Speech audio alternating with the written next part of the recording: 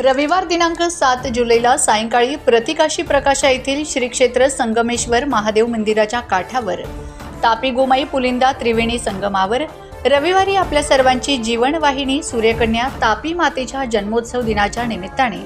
श्री ऋणमुक्तेश्वर महादेव मंदिर सेवा समितीचे हितचिंतक आश्रयदाते शहादा अग्रवाल समाजाचे अध्यक्ष राजेंद्र भैया अग्रवाल डिगी सेठ, महात्मा गांधी सहकारी गृहनिर्माण हाऊसिंग सोसायटी गांधीनगरचे चेअरमन यशवंत चौधरी, विश्वस्त नरेंद्र परदेशी यांनी साडीचोळी खणाची ओटी भरून तापी माताला पुरोहित श्री मदनलालजी शर्मा यांनी मंत्रोच्चाराद्वारे अभिषेक करून आपल्या परिसरातील समस्त शेतकरी बांधवांसह सर्व क्षेत्रातील नागरिकांच्या सुख समृद्धी आणि कल्याणाची मनोकामना आणि प्रार्थना करून जल प्रवाहित केले।